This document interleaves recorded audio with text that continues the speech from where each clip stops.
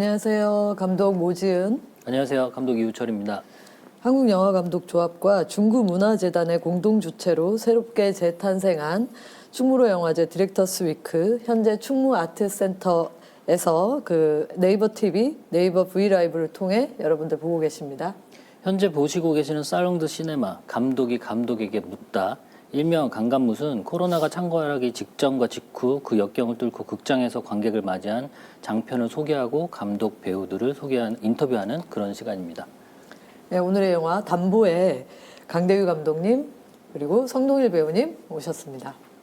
인사해. 안녕하세요. 강대규입니다. 안녕하세요. 성동일입니다. 네. 담보가 지금 아직도 극장에 걸려 있나요? 아직 지방에는 있는 걸로 있죠. 알고 있습니다. 네, 그래서 지금 이게 요즘 들어서 저희가 극장 상황을 보면은 참 상황이 안 좋은데도 불구하고 작게 롱런하는 그런 영화가 됐어요. 그리고 일단 흥행 그 손익분기점도 넘고 감독님 일단 손익분기점 넘기셔서 축하드립니다. 네. 요즘 같은 시대에 네. 너무 코로나19 때문에 사람들이 극장에 찾아오는 게 굉장히 부담스럽고 어려웠을 텐데 그래도 거리두기 해가며 이 극장을 찾아와 주셔서 담보를 보신 관객분들에게 이 자리를 빌어서 다시 한번 감사의 인사를 드리고 싶습니다. 고맙습니다. 성준 선배님도 그 담보가 물론 시나리오가 좋아서 출연하셨겠지만 흥행도 잘 되고 해서 기분이 좀 좋으시겠어요? 축하 인사도 많이 받으시죠? 저는 정말 많이 받았죠. 그러니까 연기에 비해서 너무들 많이 사랑해 주셔서 또 강 감독님이 원체 앞에 하모니 때부터 성향 자체가 나하고 좀 코드가 맞아서 서로 말대꾸 없이 잘 찍었던 것 같아요. 말대꾸 없이. 예, 좀 불안했죠. 지금 코로나가 지금도 맞아요. 빨리 해결이 돼야 될 부분인데 네. 아무리 잘 만든 영화도 지금 우리 한국 영화들이 코로나 때문에 너무 막대한 피해를 보고 있잖아요. 지금 이 시각에도. 그래서 혹시라도 우리도 영화를 보다가 개봉할 때 우리 영화에서도 코로나가 터지면 어떡하나. 그래서 아마 누구보다도 강 감독님이 제일 가슴 졸였을 거예요. 코로나 상황을 제일 먼저 지켜봐야 되잖아요. 두 분이 되게 전생에 착한 일을 많이 하셔서 그 시기에 딱 그 개봉 시기에 딱 맞춰서 약간 그 추위가 조금 이렇게 낮아졌었잖아요. 천만 다행이라고 할 수도 없고 맞아요. 할 수도 없고 되게 애매하죠. 지금. 네. 그 어쨌든 담보라는 영화가 저는 개인적으로 이제 개봉할 때 극장에서도 보고 이제 이 GV 준비하면서 한 번 더 봤는데 그 선배님이 인천에서 그 노숙자들한테 구해내잖아요. 네네네. 그 장면에서 이제 승희가 손을 딱 잡더니 삐삐 쳐도 답이 없어요라고 할 때부터 다시 또 울기 시작했어요. 근데 원래 같은 영화 두 번씩 보면 잘 안 운다고 생각했는데 어제 밤에 또 혼자 이렇게 봐서 그런지 끝까지 계속 울더라고요. 혼자 요즘 많이 힘드셔서 더 코로나 때문에 그런 거 같고. 코로나가 뭐라 여러 가지 코로나로 힘들어서 일이 감정이입이 없으니까. 잘 된 거야. 일이 없으니까 그래서 이 따뜻한 감성들의 영화인데 아까 그래서 모지은 감독님 좀 궁금한 게 있으시다고 하셔갖고 이 두 분의 감성에 맞춰서 아까 질문하실 게 하나 있었잖아요. 저는 궁금한 게 어쨌든 영화 자체가 굉장히 이제 따뜻한 감수성을 바탕으로 한 휴머니즘 영화인데 과연 두 분은 얼마만큼 따뜻한 사람인가? 따뜻한 사람인가? 그래서 이제 자신의 이제 가슴에 손을 얹고 생각을 했을 때 내가 이 담보 영화에 어울리는 따뜻한 사람이다, 아니다. 얘기해 보세요. 그건 제가 느끼는 게 아니라서 뭐라고 말씀드리기 그런데 자기가 느끼는 걸 우리 얘기하자고. 이렇게 하지 뭐. 나 자신이 따뜻하다고 하기에는 조금 약간은 좀 그러니까 네. 상대방 따뜻한 걸 서로가 얘기해 주는 게 그래도 낫겠다. 되겠다. 강 감독님이 혹시라도 내가 있으면 네. 나의 저는 따뜻함을 담보를 얘기 잘하셔야 준비하고 찍으면서 제가 지금껏 만나본 배우 중에 이렇게 따뜻한 사람이 있었나. 너무 가식적인 말인데? 아니 그런 것 같아요. 제가 느끼기에 오랫동안 무명으로 연극 배우로서 활동하시다가 또 영화, 드라마 다양한 매체를 통해 연기를 하시는 성동일 선배님을 이렇게 옆에서 보면 작품 찍을 때도 그렇지만 사적으로 뵀을 때도 굉장히 그 생활하는 어떤 방식이나 또 사람을 대하는 모습을 보면서 아마 저는 그런 데서 담보에서 좀 표현되지 않았나. 그렇기 때문에 겉은 조금 묵뚝뚝하고 뭐 이렇게 표현을 잘 못하는 사람이지만 속정은 깊고 사람에 대한 배려심이 깊은 사람 아닌가. 또 책임감도 투철하시는 것 같고 그게 아마 영화의 두석이라는 캐릭터랑 굉장히 잘 맞았던 것 같아요. 제가 이제 그 성동일 배우 선배님 이제 얘기를 들어보면 성동일 라인이 있대요. 그래서 성동일 라인에 들어가면 성동일 선배가 이렇게 안주를 먹이면서 걷어들인다. 안주와 술을 먹이면서 이제 걷어들인다. 저 옛날에 한번 느꼈어요. 그 변신 그 시사회를 이제 강 감독이랑 같이 가서 보고 그리고 뒤풀이도 갔었거든요. 근데 어느 순간 선배님 주변으로 선배님하고 친하다고 소문난 연예인들이 이게 쫙 모이시면서 그렇게 형성이 되는데 그분들이 다 선배님 라인이신 건가요? 그건 아마 내가 주사가 없어서 그럴 거예요. 그럼 이제 역으로 내가 뭐 부탁하시는데요. 일단 이따가 강덕희 감독 칭찬은 나중에 하고 제가 저기 좀 소개될 분들이 있어서. 네. 저 지금 저희끼리 얘기하느라 좀 그러니까요. 늘어서 손님들 죄송합니다. 모셔놓고. 지금 저희가 이제 줌으로 참여를 해서 저희가 이제 생방송 V 라이브와 함께 진행을 하고 있는데요. 줌으로 참여하신 분들 중에 이 담보에 출연하셨던 그리고 배우분들과 그리고 촬영하신 촬영 감독님도 와 계세요. 그래서 전부들 한번 손 한번 들어주시겠습니까? 윤주환 감독님 보이시네요. 윤주환 감독님 화이팅! 손 한번 흔들어 주세요. 네, 윤주환 감독님 한번 연결해 볼게요. 윤주환 감독님 한번 인사 좀 들어봐야 될 것 같아요. 여기 담보의 촬영을 맡으신 부담스러워하는데, 얼굴. 분이셨고요. 네. 안녕하세요. 담보 촬영 감독 윤주환입니다. 네, 감독님 지금 네. 어디세요? 혹시 촬영 중 아니세요? 네, 촬영 중이고요. 지금 강릉이라는 영화로 촬영 중이고 지금 강릉에 있습니다. 그래서 배경이 약간 집 같지 않은 예. 네, 숙소 같은 네네. 저희가 익숙한 그런 그림이 보여서 네, 최대한 가려 보려고 했는데 역시 안 되네요. 뒤에 에어컨이 너무 티가 나. 집이 아니라는 게. 네. 너무 모텔 한 같아요. 번도 없네요. 라인이 노출된 게 티가 많이 나. 오해하실 수 네네네. 있어요. 보시는 분들이 아니 어디 네네. 숙소가 좀 배경이 좀 이상한데 하면서 좀 오해하실 수 있어요. 네네, 오해하지 마시고요. 지금 촬영 중이셔서 지금 숙소에서 줌에 연결되신 것 같아요. 촬영 감독님 하나만 여쭤보고 싶은 게 있는데요. 강대우 감독님하고 성동일 배우님하고 작업하시면서 그러니까 뭐 혹시 어려운 점은 없었나요? 두 분은 굉장히 따뜻하다고 말씀하시는데 좀 그렇지 않은 면들이 있거나. 전혀 어려운 점은 없었고요. 뭐 성동일 선배님은 그 전 작품을 같이 했고요. 그리고 강대희 감독님은 거의 한 10 몇 년 전부터 알고 지내던 사이라서 그냥 형 동생 사이 뭐 이상으로 그냥 너무 좋은 관계를 유지하고 지금 작품에 임하다 보니까 그래도 이렇게 좋은 작품이 만들어지게 된 것 같습니다. 역시 영화판은 다 인맥으로 돌아가는 거. 10년 전부터 알고 계셨대잖아요. 네네. 지금 강대규 감독님하고. 네네. 뭐 그런 거 아닌가요? 10년 만에 10년 만에 형이 작품 들어왔는데 네가 좀 도와줘야 되지 않겠니? 그런 거지. 뭐 이런 거. 뭐 그런 의미로도 말씀하셨지만 어쨌든 그냥 그런 의미로도 말씀하셨지만 하면서 고백을 하시네. 뭐 일단은 너무 좋아하는 형이고 또 감독님이셔서 그리고 뭐 또 좋은 작품에 또 이렇게 불러주셔서 그냥 저는 그냥 좋은 작품에 좋은 영화를 만들겠다는 하는 뭐 생각만 가지고 그냥 열심히 했던 것 뿐입니다. 네, 감사합니다. 촬영하고 감사하고요. 조금 있다가 다시 네네. 한번 연결할게요. 네네네. 그리고 또 우리 그 룸사롱 주인 차차차 룸사롱의 사장님 네, 정마다님 나와 최고죠. 계세요. 김재하 배우. 우리 김재하 배우님 어디 계시죠? 김재하 배우님. 네, 저쪽 두 번째 줄 첫 번째에 있네요. 네. 안녕하세요. 저 보이세요? 네, 차차차 룸사롱입니다. 이쁘다. 대화입니다. 반갑습니다. 김재하 배우님 원래 고향이 경상도신가요? 아닌 게 너무 티나지 않았나요? 아니요, 너무 네이티브처럼 잘 하셔서 사투리를. 아이고, 감사합니다. 지금 이렇게 영화 배역이 아니라 이렇게 뭐라 그러지? 주부. 그러니까 분장을 벗은 모습을 보시니까 보니까 또 그 영화랑 또 너무 색다른, 이미지가 네. 다르시네요. 네. 네, 지금은 그냥 생으로, 그냥 사람으로 아름다우십니다. 이렇게 나왔습니다.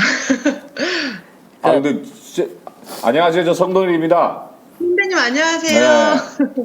아 근데 화장 안 하는 게 더 훨씬 더 미인이신데. 그쵸? 네. 저희 신랑 항상 그렇게 얘기해요. 그래도 차차차에서는 너무 진하게 메이크업을 해서 되게 제가 좋아하는 배우분이거든요. 김지아 배우님도 화장 안 하시고 분장 안 하시니까 굉장히 따뜻하실 것 같아요. 네.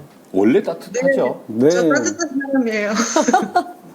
담보는 뭐 스태프과 배우분들 다 따뜻하신 분들만 모여서 영화를 네, 만드신 그렇게 것 같아요. 네. 결정 그렇게 네. 그런 걸로 결정 짓고. 예. 김지아 배우님 어떠셨어요? 그 강대규 감독님이랑 같이 작업하는 게? 저는 감독님 덕분에 영화를 할 수 있게 되었었어요. 사실 하모니라는 작품이 저의 첫 영화였고 그 뒤로 계속 영화를 할 수 있게 됐었거든요. 제가 처음으로 오디션 봐서 처음으로 출연하게 된 영화였었거든요. 하모니가. 그리고 나서 10년 뒤에 감독님이 저를 다시 불러주셨을 때는 정말 너무너무 감사드렸죠. 그리고 꼭 같이 하고 싶었고 또 사실은 이제 아기 엄마가 되고 나서 이 인물이 어린애를 그렇게 돈을 주고 몇 백에 사오는 이제 인물이니까 엄마로서는 되게 마음이 정말 10%, 20%, 30% 점점 갈등이 솔직히 있었는데 전체적인 맥락에서 너무 따뜻한 영화였기 때문에 네, 출연할 수 있었어요. 그 저는 영화보다 놀란 게 그 선배님이 지아 배우님 목을 팍 잡잖아요. 네. 저는 보면서 진짜 아파 보였거든요. 숨 막힐 정도로. 어떠셨어요? 아 근데 목이 졸려본 분이 말씀을 해줘야 뭐 나야. 김지아 배우님 어떠셨어요 그때? 솔직히 말하면은 솔직히 말하면 티났을까봐. 제가 아팠구나. 조금 더 킥킥거려 했었나 싶은 생각이 들더라고요. 나중에 영화를 보고 나니까 더 좀 이렇게 그럴 걸. 아니 근데 이제 질문의 네. 요지가 정말 네. 내가 세게 네. 해가지고 힘들지 않았나 그 질문이 지금 맞습니다. 목을 세게 졸라서. 아이고 선배님 감사합니다. 질문의 요지를 제가 파악하지 못했네요. 너무 부드럽게 잘 잡아주셨습니다. 아프지 않아요. 그럼 확실히 연기력으로 승화를 잘 시키신 거네요. 되게 잘하셔서 그날 이제 아침에 촬영이 끝났는데 제가 도저히 그냥 못 보낼 것 같아서 그 아침 햇살을 보고 술 한 잔 먹고 가면 안 되겠냐고 내가 오히려 붙잡고 부탁을 해서 간단하게 아침 아침 술을 아침술. 간단하게. 아침 햇살을 보면서 술을 마신다 좀 낭만적인데요, 근데. 네, 그래서 너무 왜 그래 너무 고맙고 감사하다고 내가 그냥 못 보내겠다고 해서. 네, 김지아 배우님 그 말씀 감사하고요. 조금 이따 또 한 번 더 연결해서 말씀 나눌게요.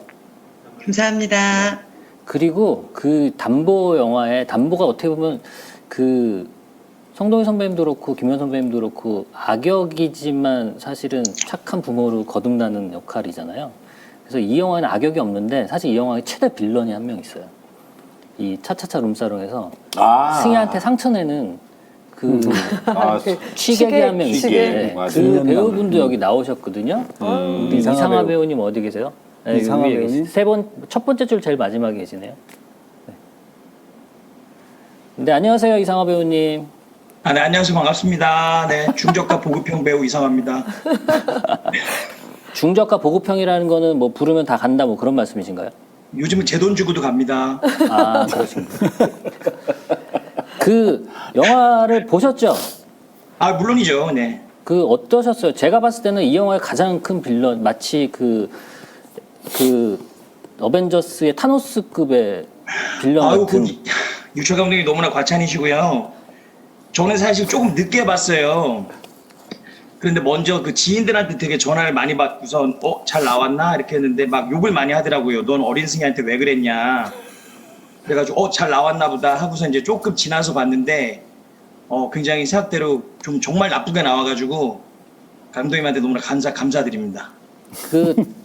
나중에 제가 한번 촬영 끝나고 통화를 한번 했었는데 촬영 끝나고 나서 뭐 알아 누웠다고 했다고 하지 않았어요? 아, 그때가 제가 왜냐면 사실 제가 막 이렇게 막 그 나쁜 연기들을 좀 제가 좀 많이 했었는데요. 주로 이제 좀 때리는 역할과 제가 좀 가격하는 역할들을 그동안 많이 했는데 제가 이렇게 당하는 역할이었는데 제가 이렇게 쓰러지는 역할을 잘 못 해봤었어요. 그래서 아우 저 감독님한테 되게 죄송했던 게 7테이크인가 8테이크인가를 간 기억이 나는데 촬 감독님한테도 죄송하고 모든 스태프들한테 죄송했는데 잘 못 넘어지는 거예요.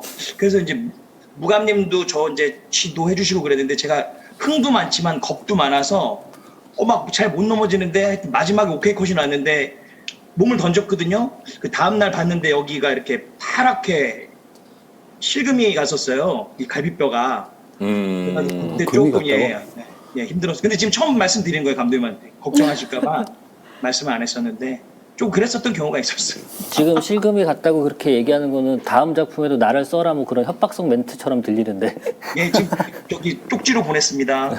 강 감독님 다음 작품도 어떻게 한번 하셔야겠는데요? 네, 노력하겠습니다. 네. 네, 감사합니다, 감독님. 네, 이상화 배우님 조금 이따 다시 한번 연결하고요. 네. 그리고 조금 더 우리 얘기를 나누다가 다른 배우분들 또 계시니까 또 한번 연결을 해볼게요. 저는 일단 개인적으로 궁금했던 게 감독님한테 여쭤보고 싶은 게 이게 사실 어떻게 보면 시대극이잖아요. 서태지와 아이들이 활동하던 그 시기에 90년대 초반. 근데 그 시대를 지금 재현한다는 게 사실 쉽지 않은 작업이었을 것 같고 저는 이제 제일 궁금했던 게 저는 이제 예산을 알고 있으니까 이 예산에?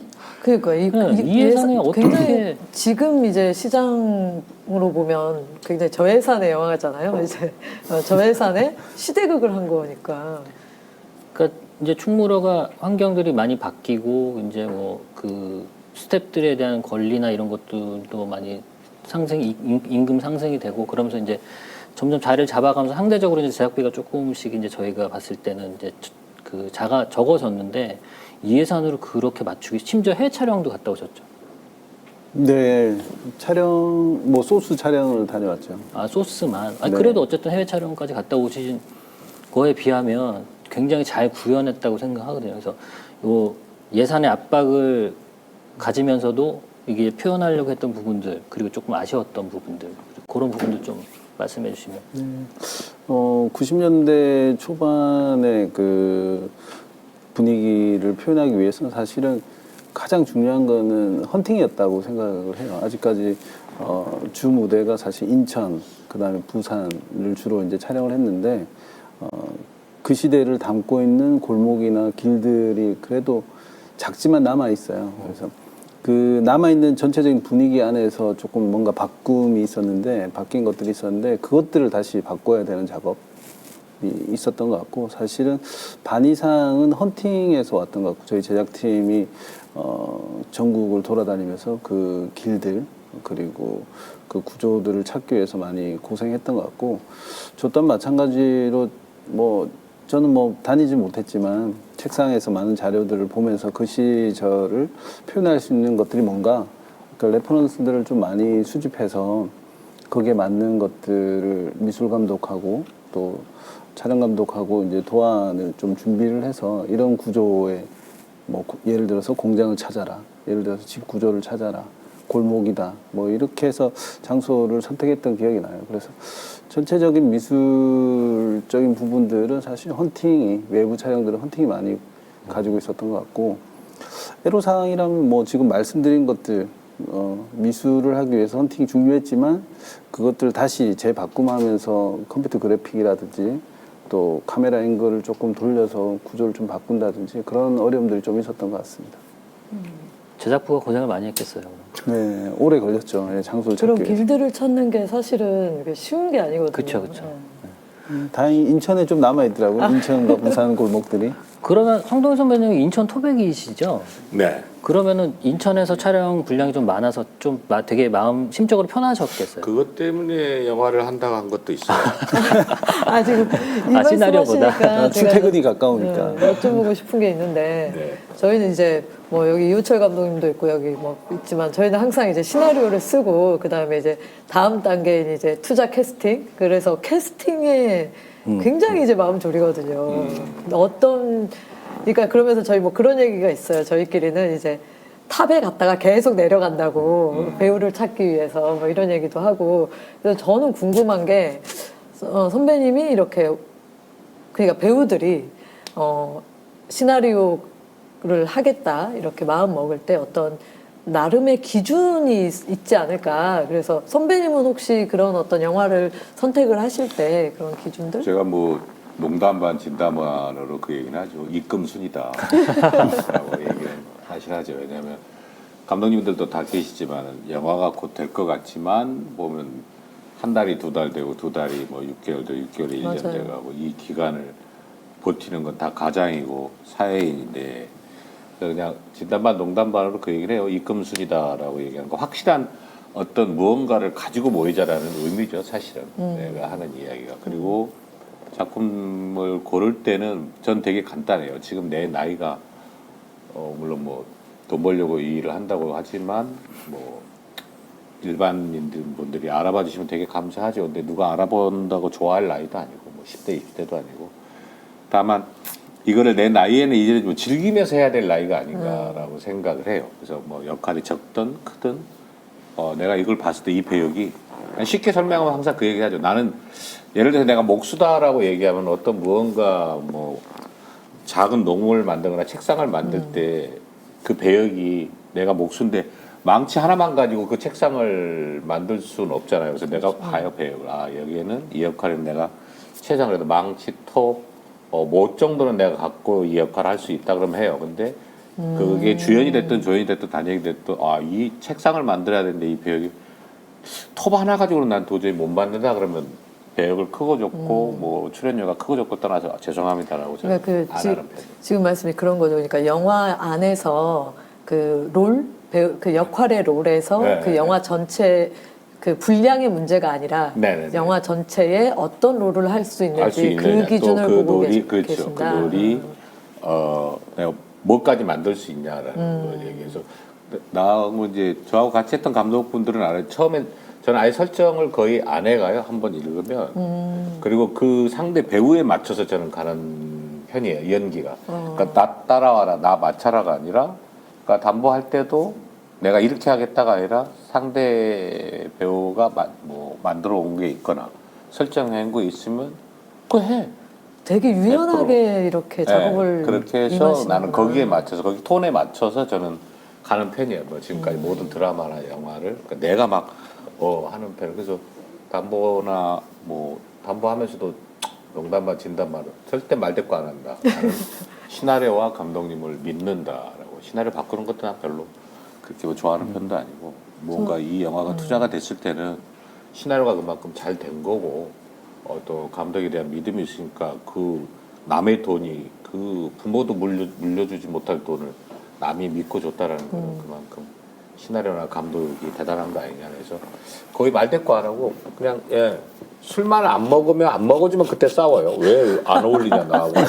그 외에는 단 한 번도 감독님하고도 뭐 이런저런 작품 얘기 때문에 서로 부딪히거나 한 적은 없는 것 같아요.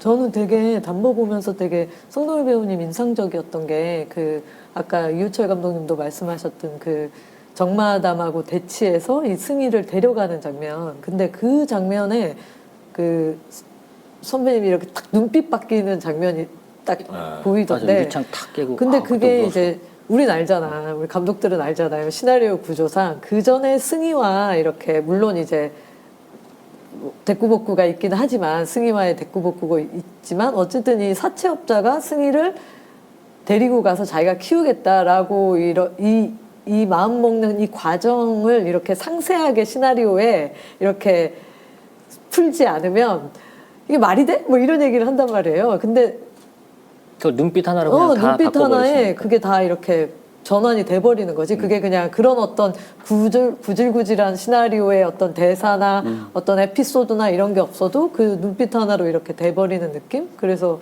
저는 그게 되게 인상적으로 봤어요. 담보를 찍을 때 장점은 그거였던 것 같아요. 그러니까 뭐 나는 카메라, 나는 조명, 나는 배우, 나는 감독이 아니라 그냥 현장의 형 동생으로 몇 달을 모이다 보니까 그 거리감이 파괴가 됐죠. 그러니까 구조적인 거리감이 파괴가 돼서 단 한 번도 부딪히거나 이런 게 없이 그냥 형동생으로. 그러니까 그래서 지금도 영화 끝난 지가 한참 됐는데도 뭐 아까 뭐 윤전 촬영 감독이나 뭐 여기 또 B팀 촬영 재성이나 조명 감독이랑 집에 자주 놀러 와요. 술 먹으러 와서 뭐 새벽 2시, 3시까지도 뭐 옛날 얘기를 하든지 또 뭐 어떻게 지내느냐 물어보든지.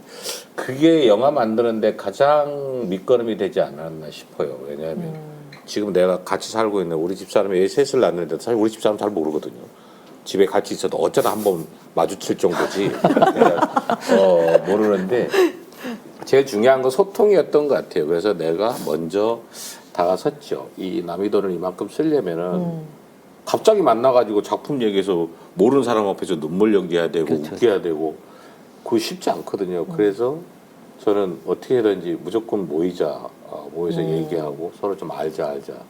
그게 담보 찍을 때도 되게 제일 컸던 도움인 것 같아요. 그러다 보니까 서로 믿죠. 촬영도 네. 믿고 조명도 믿고 감독님도 믿고. 그러니까 요새 이제 저희는 뭐 그런 얘기 많이 하거든요. 이제 뭐 예전에 이제 가족 같은 분위기에서 이제 어쨌든 이제 제작비가 상승하고 그다음에 그런 어떤 그리고 짧은 시간 안에 타이트하게 그 촬영을 해야 되기 때문에 현장이 되게 삭막해졌다. 네, 뭐 이런 얘기 많이 이렇게 좀 들리는데 근데 어쨌든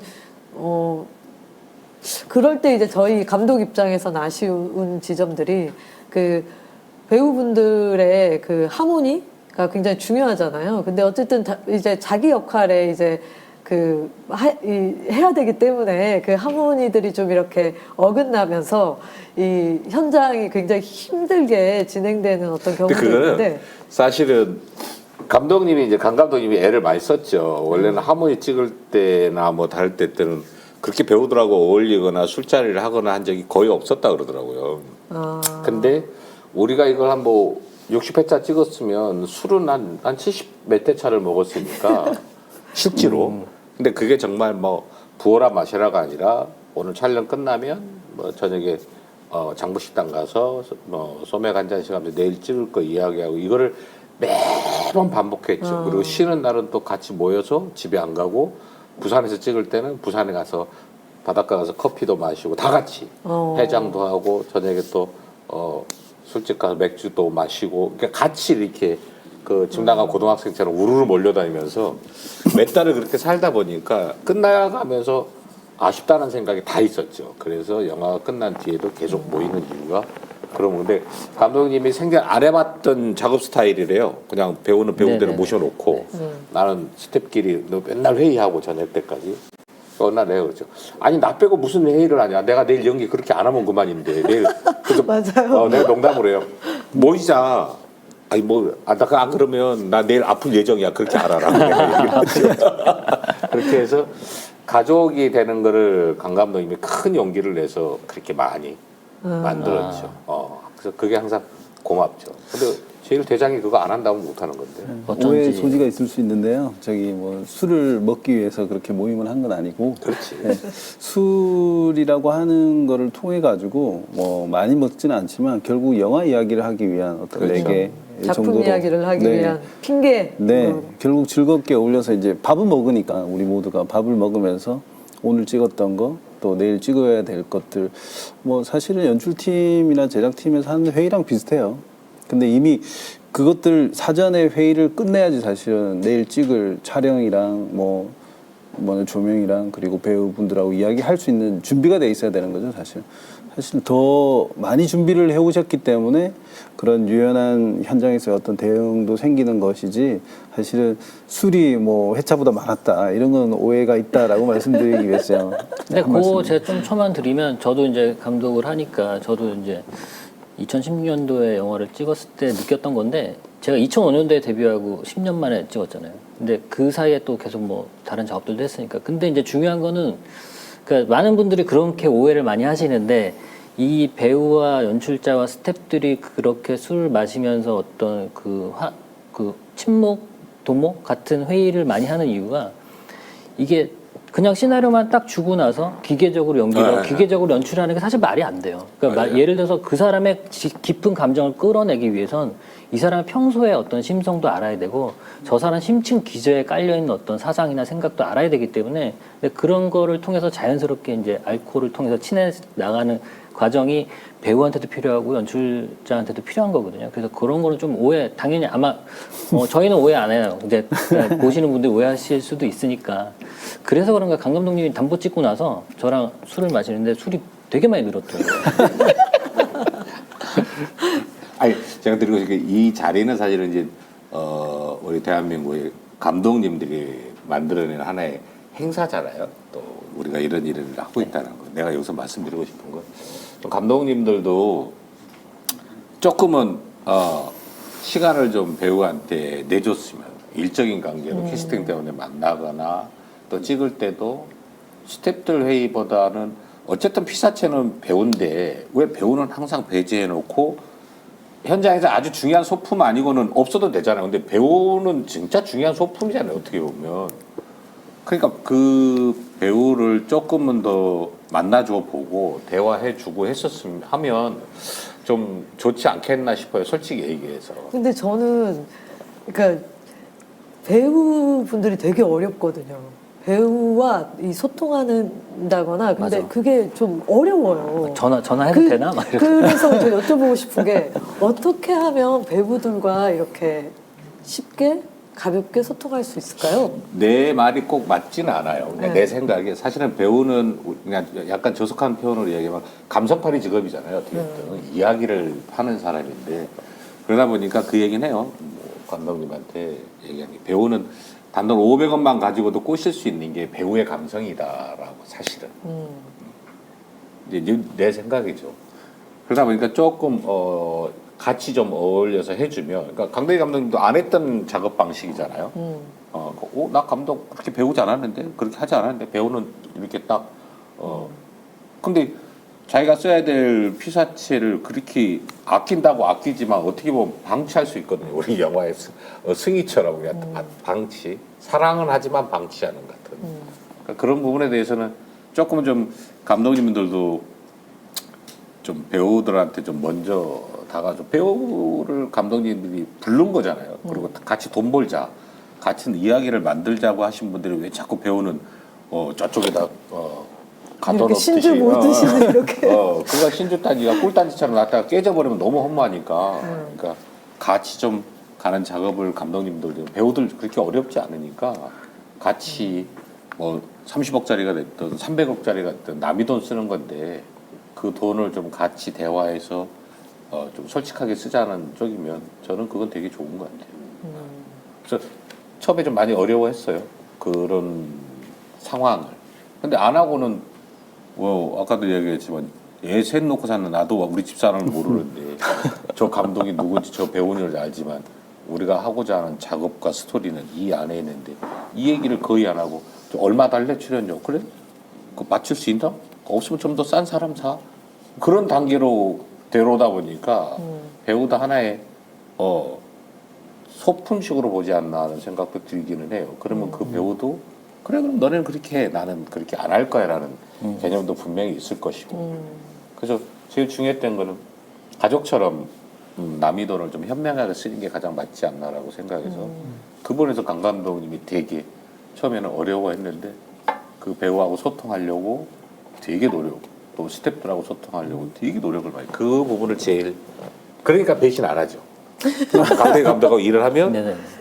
강대희 감독 같은 감독이 없으니까 배우 입장에서도 안 놓치려고 근데 강 감독이 그런 건 있어요. 제가 사실 강 감독이 조감독 할 때부터 제가 봤거든요. 해운대 조감독 할 때 그때부터 봤는데 되게 우직해요. 우직하고 근데 또 천상 또 경상도 남자라 또 약간 이게 표현에 좀 서툴고 막 그런 건 있어. 근데 한번 마음 열고 친해지면 진짜 의리 하나 끝내주는 친구거든요. 뭐 그런 것들도 이제 선배님 많이 보셨을 거고 단점이 있다면 술을 조금 많이 못 마신다는 게 좀 그거 많이 바꿔놨어요. 그러니까 많이 바꿔놓으셔서 아니 근데 그런다 왜 꼭 술 잘 마셔야지 성동일 라인에 들어갈 수 있는 거예요? 아니요. 그건 강 감독이 술을 못하는 분들은 절대 술을 권하지 않아요.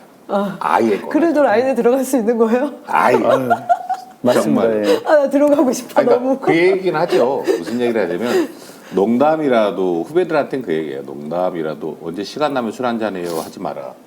그냥 입을 이렇게 해버린다라고 얘기해요. 시간 내서 만나자고 얘기해라. 습관적으로. 언제 시간 나면 술 나면이 한잔 해요. 아니라 언제 내서. 시간 나면 밥 한 끼 해요. 나도 안 나. 그래서 시간을 내서 모이는 거죠. 어느 날 이제 촬영 끝나고 뭐 술 먹는데 집에서 먹고 있는데 애들이 막 인사를 해요. 학교 다녀오겠다고. 그 시간까지 먹고 있죠. 그래서 내가 그 얘기를 했어요.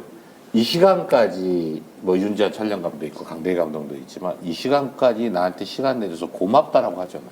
그러니까 빈말이라도 좀 시간 남행이라는 얘기 하지 말자.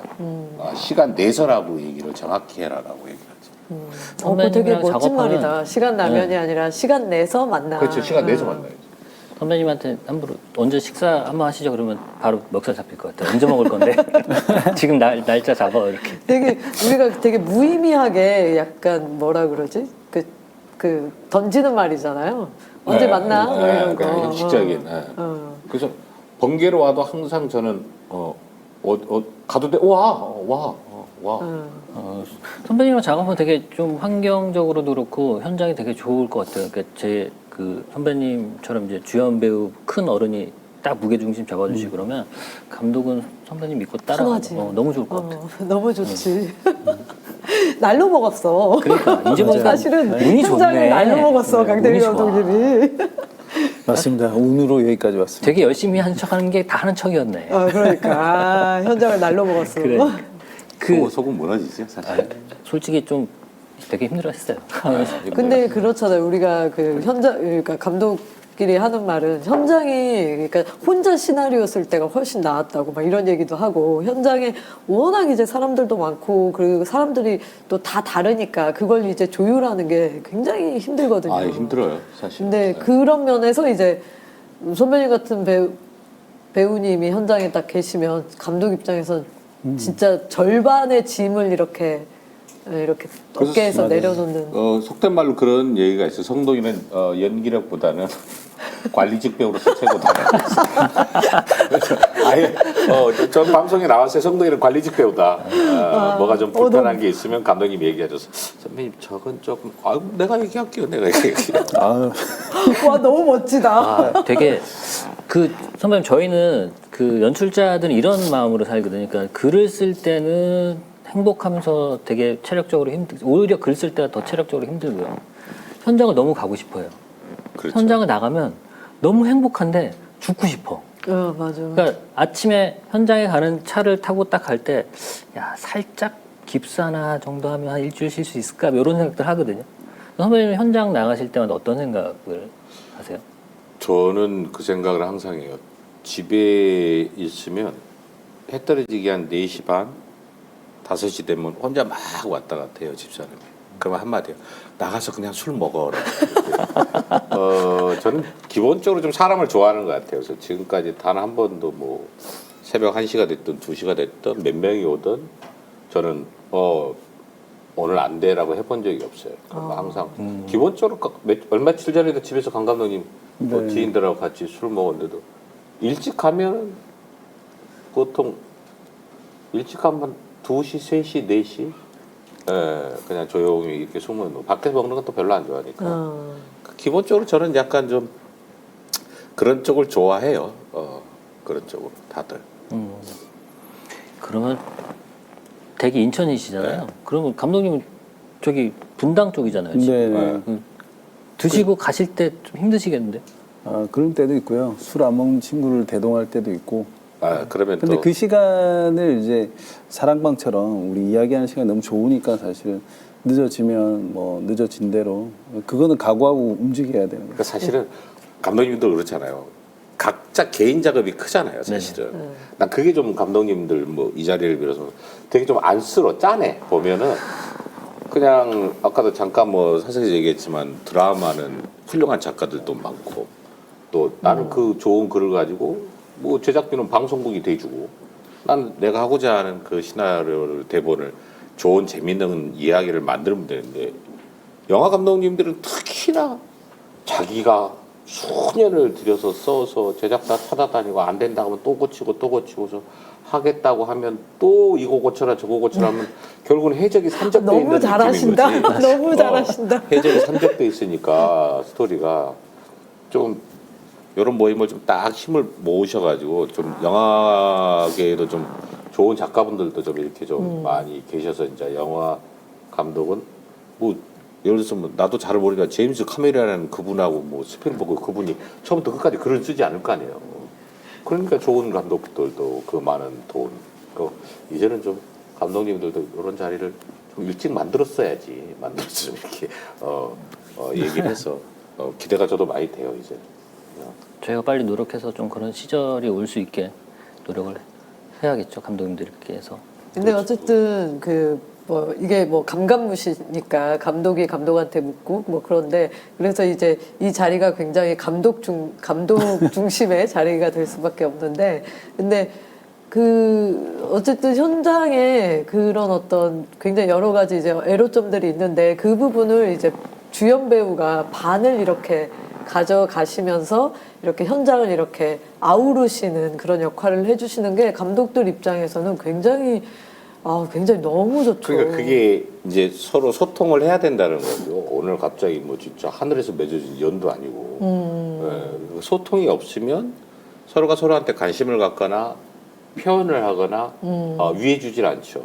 각자가 할 수 있는 거죠. 그러니까 그 소통이 되게 저는 중요하다고 보니까 네, 감독님도 조금 배우 이렇게 꿀단지 놓듯이 하지 말고 그냥 편하게 같이 평상시에도 좀 하든지 아니면 끝날 때라도 좀 하든지. 사실은 뭐 배우분이 담보 같은 경우는 뭐 송도현 선배님 반 이상이라고 봐야죠. 뭐 현장에서 배우들 중심을 잡아주기도 했지만 그만큼 혼자 있는 시간에 준비를 해왔기 때문에 현장에 이제 도착하시면 제가 분장실을 가요. 그러면 진짜 솔선수범해서 감독이 왔으니까 대사를 맞춰보자. 오늘 있을 상황을 미리 해보자. 리허설을 해요. 야, 너무 좋은 현장이다. 그 한마디가 사실은 연습할 분위기를 만들어주는 거고 거기에 나오는 현장에서의 어떤 변수를 잡아줄 수 있는 거죠. 그래서 리허설이 요즘은 많이들 못한다고 들었는데 시간도 부족하니까 그 리허설을 짧은 시간에 하면서 변수를 줄여내고 각자 준비해온 어떤 배우들의 어떤 생각들을 연출자랑 교감할 수 있게 되는 거죠. 그래서 그거를 선택하는 거죠 또.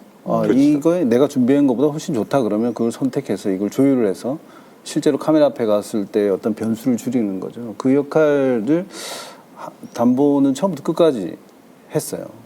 너무 좋았겠다. 네, 너무 그렇기 때문에 그냥 이제 너무 쉽게 됐다 이런 건 전혀 없었던 것 같아요. 다 준비해왔던 것 같아요 배우들이. 저도 타고난 배우가 아니기 때문에 처음 들어갈 때 뭐 다른 감독님들도 그렇지만 조건이 좀 그거예요. 리허설 좀 많이 하자 찍기 전에 리허설을 그래야 뭐 상대 배우가 톤이 어떤지 시선을 어디로 갈 건지 어떤 동선을 쓸 건지 그걸 리허설을 많이 해야 뭐 그다음에 카메라 조명도 거기 어느 정도 맞춰서 디테일이 들어가니까 그래서 항상 강 감독님한테 야 저 리허설하게 빨리 애들 오라 그래 빨리 그래서 리허설을 어느 정도 다 되면 그래야 뭐 그때 뭐 차라도 한 잔 마시면서 얘기하면서 리허설하고 또 좀 톤에 대한 감독님이 지적질 해주시면 또 바꿀 거 바꾸고 해서 이제 됐다 싶으면 이제 시술 항상 들어가죠. 갑자기 들어가는 게. 확실히 이 오래 롱런 하시는 배우분들은 그런 공통점이 있는 것 같아요. 저는 이제 안성기 선배님하고 작업을 했을 때 안성기 선배님이 술은 잘 안 드시는데 선배님처럼 그런 역할을 해주셨거든요. 안 선배님은 예를 들어서 저희가 산에서 촬영하잖아요. 그럼 난로나 이런 걸 이렇게 모아서 이렇게 본인 주변에 산속에서 이렇게 따뜻한 사랑방처럼 이렇게 만들어 놓으세요. 그리고 뭐 스태프들 간식 먹으라고 막 오징어도 사와서 직접 구워서 다 하나하나 봉투에 넣어서 나눠주시고 대단하십니다. 네, 그런 것들 때문에 아무래도 좀 작업하기가 편한 것도 있었는데 아무래도 큰 어른이 주연 큰 어른이 그렇게 잡아주시면 굉장히 좋죠. 그래서 만약에 또 선배님하고 작업을 하시게 되면 저 좀 어떻게 조감독으로라도 좀 써주시면 나 그런 현장 너무 가고 싶어. 그건 좀 고민해보겠습니다. 자기 작품 써야지. 왜 그래. 먹고 살고 싶어. 힘들다. 또 저는 이제 또 여쭤보고 싶은 게 어쨌든 그래도 이제 영화 감독 입장에서 영화 이제 어쨌든 성동일 선배님께서 이제 현장의 소통에 대해서 말씀해 주셨고, 근데 이제 두 분 다한테 여쭤보고 싶은 건 이 영화의 가장 중요한 핵심을 어떻게 받아들이시고 연출에 임하셨는지, 그리고 연기에 임하셨는지, 그런 것들을 좀 여쭤보고 싶어요. 이게 또 이게 이제 나중에 저희가 유튜브로도 방영을 할 텐데 학생들이 또 볼 수도 있어요, 이 영상을. 그래서 혹은 뭐 연기자 지망생도 이 영상을 볼 수도 있고 하니까 그런 좀 어쨌든 영화에 관련해서 핵심된 어떤 방향 혹은 뭐 마음가짐일 수도 있고 뭐 어쨌든 그런 것들을 좀 여쭙고 싶어요. 우리끼리 대화가 아니라 이제 지망생 혹은 이제 외부 이 업종을 바라보시는 분들을 위해서 이렇게 이 영화를 준비하면서 나는 이렇게 이걸 중심 포인트라고 생각했다 뭐 이런 정도. 담보를 준비하면서는 사실은 저는 이제 가족의 형태에 대해서 많이 고민을 해왔었고 가족에 대한 고민 뭐 가족은 다들 있으시니까 가족에 대한 생각들 또 가족이 가지고 있는 어떤 보편적인 감정들 그리고 요즘은 좀 핵가족화 되다 보니까 가족들이 조금 다양하게 또 가족이 아닌데 가족인 가족들도 많이 있다고 생각이 들었고 그렇다면 실제가 더 영화일 수도 있겠다. 영화라는 어떤 설정이 영화로 또 자기적으로 만들다 보니까 그런 인연들이 만들어지기도 하는데 저는 오히려 현실에 진짜 가족으로 구성되어서 살아가는 사람들의 모습들에 조금 주목을 하고 싶었어요. 그래서 담보는 이제 어린 승희와 이 어른 두석이 만나서 어떤 가족 그 이상의 어떤 서로가 서로에 헌신하고 사실은 이 승희가 잘 자라서 성이 돼서 지금 통역사로 나오지만 이 아저씨한테 고맙습니다. 감사합니다. 날 이렇게 잘 키워줘서 희생적으로 그걸 사실은 조금 더 표현을 하고 싶었어요. 그래서 조금 더 치열하게 그 두석이라는 캐릭터가 조금 더 헌신하고 희생한 모습들이 영화에 조금 더 담기길 바랬는데 그런 부분들이 제가 좀 미흡했던 것 같고 그래서 좀 치열하게 인간관계라는 게 한 사람한테 어떤 마음이 열리면 저는 그 감정이 제한 없이 가는 것 같아요. 그래서 두석이라는 사람이 어느 순간 자기 어떤 과거사도 있지만 이 어린아이한테 아무 감정 없다가 연민이라는 작은 감정이 꿈틀대면서 이 아이한테 뭔가를 지켜줘야 되고 키다리 아저씨처럼 뭔가 보호해야 되고 하는 이 감정들이 커가면서 우리도 그렇게 살고 있지 않나. 그것이 가족 그 이상의 어떤 희생과 어떤 봉사와 이런 것들이 합해져서 가족이 이루어지는 거 아닐까? 이거는 이제 두석 입장에서 바라본 거지만 반대로 자란 이 아이의 어떤 감정 자체도 반드시 이 아저씨를 갑자기 사라져버린 이 아저씨 꼭 찾아야 된다라고 하는 것들 어떤 과정들이 조금 더 지금보다 좀 더 개연성을 더 쳐서 갔더라면 조금 더 사실에 가까운 어떤 가족 형태를 더 표현할 수 있지 않았나라는 어떤 아쉬움이 드는데 담보를 준비하면서 꼭 그 감정 생각했어요. 양방향으로 그 감정이 전달됐을 때 이것은 모두한테 통한 어떤 감정이 생기지 않을까. 그래서 그걸 주목하면서 영화를 준비했었던 기억이 납니다. 저는 제 나이 또래 해볼 만한 이야기였어요, 사실은. 그리고 그냥 간단하게 얘기하면 좀 주변을 좀 돌아보자라는 거죠. 지금 뭐 혼밥, 혼술, 뭐 다 혼자 살고 꼭 독신주의는 아니지만 그거보다는 그래도 좀 내 가족은 당연하지만 주변 사람이다 누가 좀 힘들다 그러면 이리 와, 뭐 소주나 한잔 하면서 뭐 얘기하게라는. 그런 걸 좀 바라고 싶었어요. 이걸 하면서. 그래서 현장에서도 이렇게 살려고 노력을 했고, 이 영화도 담보가 됐던, 뭐, 엄마가 뭐 쫓겨났던, 본국으로 또 뭐 희원이나 나나 종배나 두석이도 결혼을 안 했지만, 그 아이를 가지고서 얼마든지 행복을 찾을 수 있으면 남이지만, 그러니까 그걸 하면서도 반성 많이 했죠. 친자식이 나한테도 나도 지금 못하고 내 셋이 벅차서 영화를 찍으면서도 이거 가식이다 할 정도인데 그냥 간단한 건 좀 둘러보자라는 거예요. 옆에 앞뒤도 좀 둘러보고 그 재밌게 살자라는 딱 그 안에서 저는 이 영화 찍을 때 딱 한 씬만 봤어요. 감독님한테 얘기했는데 아빠라는 소리를 승희가 할 때 네, 호텔에서 통화할 때 그 전화 받았을 때 난 이 한 씬만 잘하면 된다. 다른 건 다 못해도 된다. 나 이 한 씬. 그래서 그 한 씬 때문에도 한 것도 있어요. 아, 그 아빠라는 얘기를 들었을 때 내가 과연 어떤 감정이 나올까라는 것 때문에 그래서 그 아빠 하나만 난 제대로 듣자라는 생각으로 처음부터 끝까지 갔죠. 근데 보통 그 아빠라는 그 말씀하신 것처럼 그 단어를 할 때 배우로서 자기가 이때 어떤 감정으로 뭐 어떤 표정으로 연기를 해야겠다 뭐 이런 생각을 하고 들어가시잖아요. 그렇죠. 어떤 그래서 그때 아마 감독님께서 그 하지원 배우가 먼저 이제 장소가 틀리니까 찍은 걸 보여줬죠. 보여달라 그래서 보고 그 감정에 맞춰서 그냥 꾸미지 않고 그대로 가자.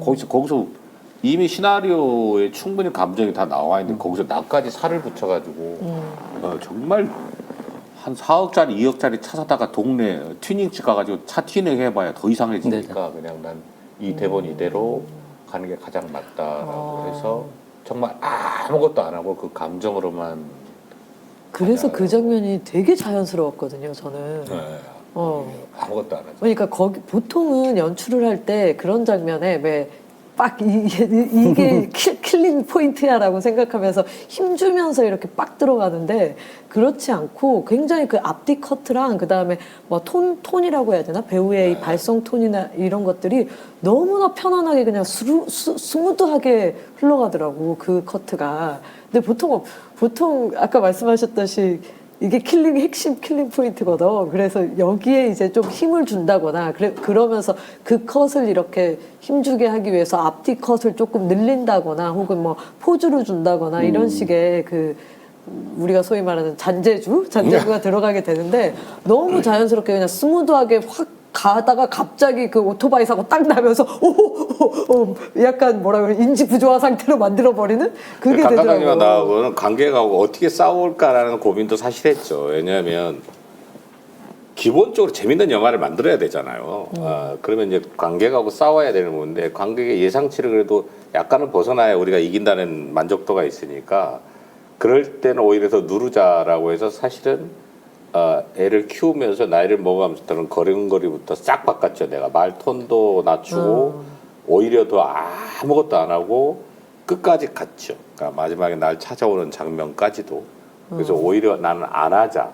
그냥 하자. 그냥 편안하게. 그러면 아마 관객이 아마 답답해하지 않을까. 그러면 우리가 이긴다라는 개념이 나는 있어서. 그 말씀이 하니까 또 생각나는 장면이 죄송해요. 생각나는 장면이 그 승희 그 엄마 찾으러 갔을 때 네. 그 장면에서도 왜 밖에 자기는 나가 있겠다라고 네. 하시잖아요. 그러면서 이제 승희가 나오고서 이제 그 선배님 장면들 이렇게 쭉 이어지는데 그 장면도 보통 이제 안에서 이제 커트 바이 커트가 되는 건데 안 장면이 있고 바깥 장면이 있으면 밖에서 이제 보통 이제 우리는 그게 그냥 컨벤션하게 밖에서 이제 안에 이제 안타까운 장면이 흐르니까 밖에서 이렇게 배우가 이렇게 다 먼 이렇게 풍경을 바라보면서 착잡해하거나 혹은 눈물 한 방울 흘리거나 이런 어떤 그런 게 있을 텐데 그런 것도 없이 그냥 나오는 승희를 담담하게 그냥 받아 안고 그냥 또 다음 코트로 확 넘어가 버리더라고.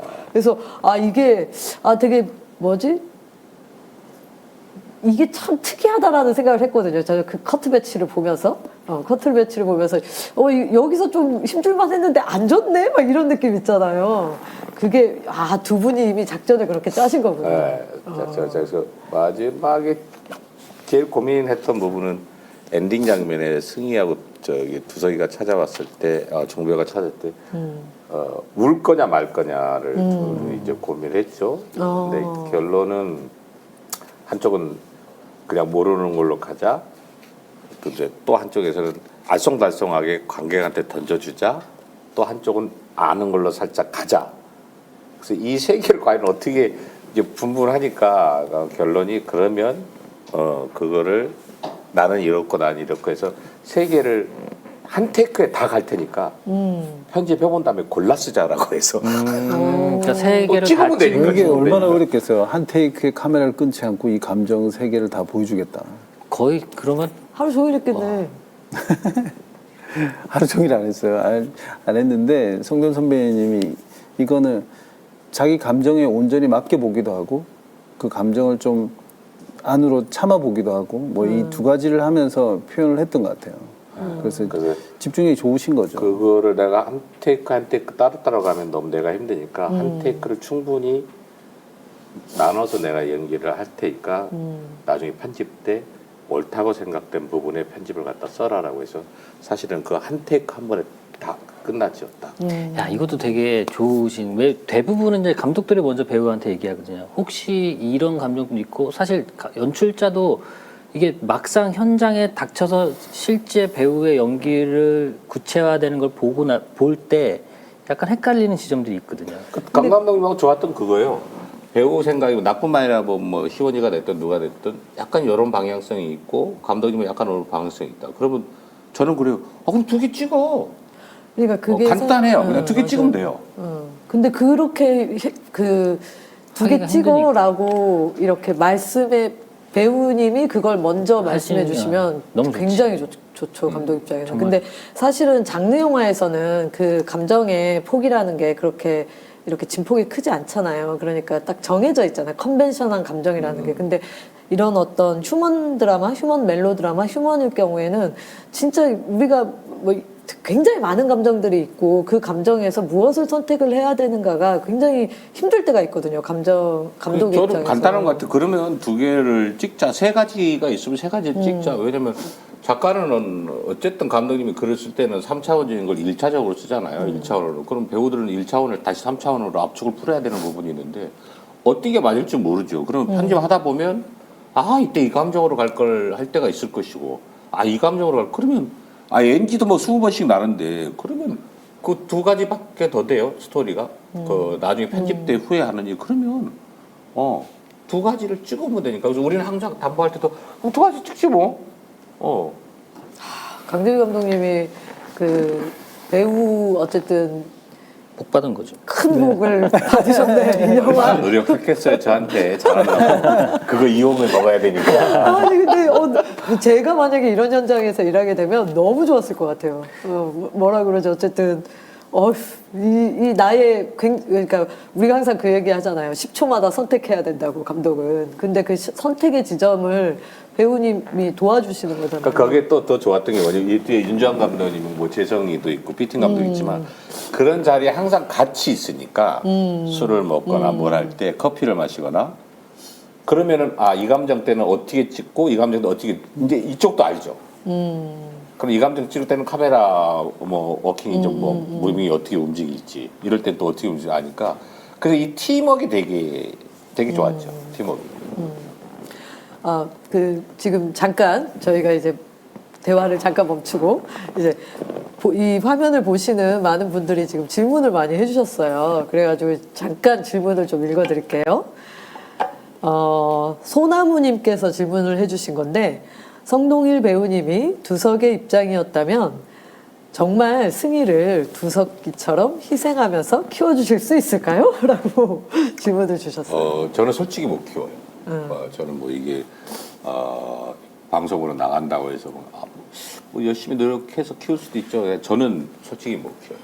그러니까 이걸 할 때 제가 공감이 갔던 이유는 내가 승희 같은 과정을 살았기 때문에 실제로 어릴 때 그런 성장기가 있었기 때문에 조금 그게 승희한테 내가 몰입하기가 되게 편했어요. 사실은 나도 저 나이 때 어땠었는데라는 감정. 그러면 나는 내가 컸을 때 봤던 그 사람이 했던 어떤 행동들 그걸 뻔히 아니까.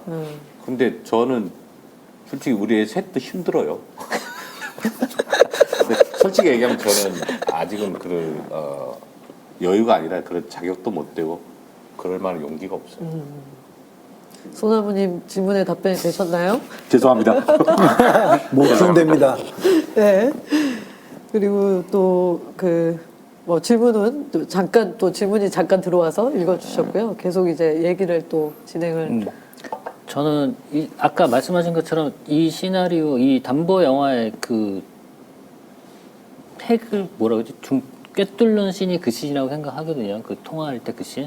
근데 대사에서도 아빠가 데려다 줬으면 데리러 와야지 할 그 대사가 마치 승희를 어릴 때 데리고 왔으면 끝까지 책임을 져야지만 그게 막 약간 수미상관처럼 이루어지면서 근데 그때 되게 이제 선배님한테 좀 궁금했던 질문이 뭐냐면 앞으로 연기를 지망하거나 연기를 하고 있는 후배들을 위해서 조금 제가 대신 질문을 드리자면 선배님 연극도 하셨고 심지어 그 공채 탤런트에서 탤런트 TV도 하셨고 영화도 하셨고 그러니까 이 세 가지가 연기가 조금씩 다 다르잖아요. 그 방식들이.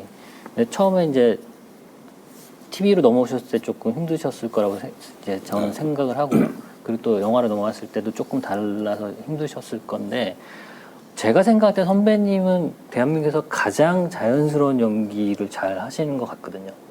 그러니까 뭐냐면 아까도 말씀하셨듯이 그 아빠라는 소리를 듣고 그 변하는 표정이 뭔가 힘을 준 것 같지는 않은데 아 정말 실제라면 저런 기분이 들겠다, 저런 표정이 나오겠다. 근데 그게 너무 이제 보는 관객의 가슴을 막 후벼파잖아요. 그러니까 선배님의 연기는 너무 항상 자연스러운 거예요. 지금 연기의 어떤 추세이기도 하고. 그래서 뭐 저희가 학교 다닐 때 뭐 메소드 뭐 이런 것도 배우고 하잖아요. 근데 저는 사실 메소드에 대해서 조금 회의적인 생각을 갖고 있거든요. 근데 선배님께서는 그렇게 어떤 캐릭터에 몰입하기 위해서 준비하는 과정이나 그리고 어떤 생각을 갖고 임하시는지 그게 좀 궁금했어요. 아, 저는 별로 없어요. 후배들이 그 얘기를 해요. 선배님 뭐 어떻게 하면 연기를 잘해요? 내가 이제 야, 임마 내가 그걸 잘 알면은 방법을 잘하면 테헤란의 빌딩이 몇 채지라고 얘기를 하는데 사실은 뭐 저도 몰라요. 사실은 대신에 그거는 있죠. 뭐 예를 들어서 뭐 바퀴다리의 집을 간다. 그러면 정말 그 방송에 보면 전국의 지인들이 다 있잖아요. 그 사람들이 다 나한테 쌓여 있는 지식 창고고 그 사람들이 캐릭터고. 저는 특별하게 항상 얘기해요. 초등학교 3학년 때 붓을 꺾었기 때문에 뭐 배움이나 이런 건 잘 모르지만 대신에 배우가 가장 중요한 건 뭐냐면 남의 말을 잘 듣는 게 가장 좋은 배우인 것 같아요. 왜냐하면 연극할 때부터 남의 이야기를 들어야지만이 내가 무슨 말을 해야 된다는 약속이 정해져 있잖아요. 이 무대라는 게. 근데 그 상대방 말을 안 들으면 내가 구조적으로 저 사람 대사를 자르거나 이해를 안 하는 부분이 분명히 있는데 제발 듣고 돌려서 얘기를 해라. 아니면 먹어보고 돌려서 맛을 얘기해라라고 항상 얘기죠. 보고 돌려서 이 얘기를 해라. 이쁘다. 그러니까 습관적으로 좀 내 부모, 내 형제, 내 자식, 내 주변 사람들 이야기를 제발 좀 잘 듣는 습관이 가장 좋은 배우가 아니겠느냐. 그러니까 내 대사가 밥 먹었냐? 먹었어. 근데 밥 먹었냐? 생각도 안 하고 밥 먹었어. 그건 뭐 그냥 사랑해. 사랑해. 뭐 이런 느낌인데 제발 좀 듣고 생각 좀 하고 돌려서 나와라. 먹고 생각 좀 하고 맛을 이야기해라라고. 이 뇌의 속도가 뇌 전달이 정말 번개보다 더 빠르고 어떤 비행기보다 더 빠르니까 제발 충분하니까 시간 듣는 습관을 좀 잘 해라. 남의 얘기를 좀 아이 컨택을 좀 잘 들어줘라라고 얘기를 항상 하죠. 근데 이거는 비단 이제 배우만이 아니라 우리 감독들도 되게 필요한 것 같아요. 왜냐면 그리고 더군다나 이제 감독들은 그 자기만의 작품 세계 안에 이렇게 다들 있으니까 그런 것들이 다들 있으니까 그 세계만 있다 보니 그리고 감독이라는 직군이 사실은 되게 외로운 직군이잖아요. 배우도 마찬가지지만 내가 소통도 좀 쉽지 않고 그리고 우리가 뭐 조직 생활 뭐 이런 것도 좀 그러니까 외로운 직업이라고 뭐 배우도 그렇고 뭐 감독님들 뭐 이 프로 감독님들 많이 보시겠죠. 사실은 근데 공동 작업이잖아요. 네, 사실은. 근데 스스로가 외로운 작업이라고 이야기하는 자체도 약간은 모순이 되지 않나 싶어요. 근데 술자리 되면 강 감독님이 제일 많이 듣는 얘기가 그 얘기는 나한테 무식이 단독 드리블 한다고. 각자 포지션이 있는데 어떻게 자기 혼자서 골대를 맞고 공격을 하고 수비를 해서 골을 넣겠냐는 거죠. 그것도 공동 작업이잖아요. 축구도 그렇고 배구도 그렇고. 근데 이 자리만큼의 유독 감독님도 스스로 듣고 배우도 그렇고 자기 혼자 작업이라는 거죠. 같이 하는 거죠. 그래서 담보에서 보면 딸이 승희가 호텔에 데려다주고 친아빠한테 혼자 언덕 올라가는 장면 있잖아요.